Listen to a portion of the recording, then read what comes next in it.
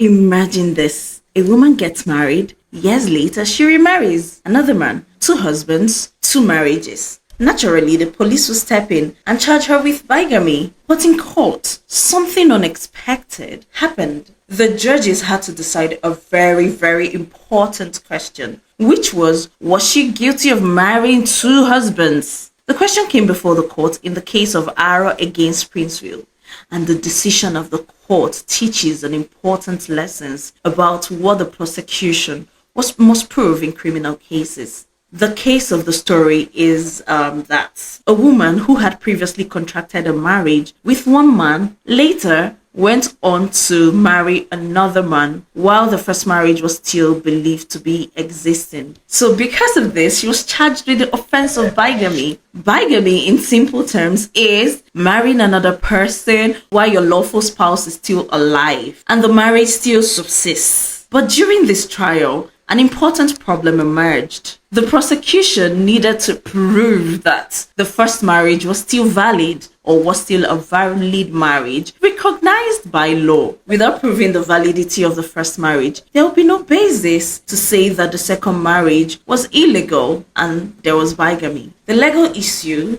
before the court became, did the prosecution successfully prove that the first marriage actually existed with a valid marriage? Because if the first marriage was not properly proved, then the allegation of bigamy could not stand.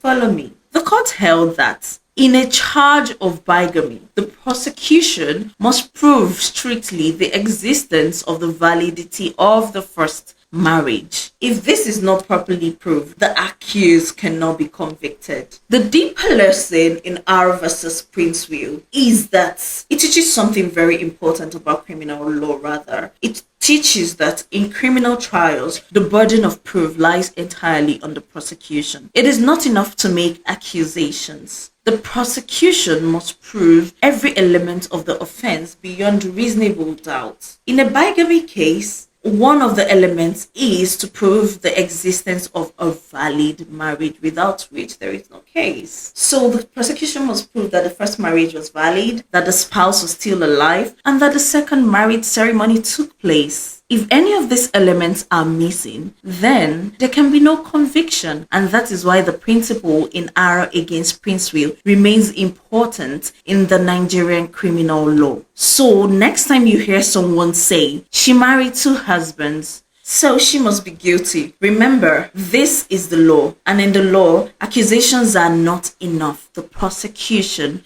must prove every single element of the offense. Now, let me ask you something. Do you think bigamy cases are easy or difficult to prove in court? Tell me what you think in the comment section. Like, comment, follow, share for more real Nigerian court cases explained through stories.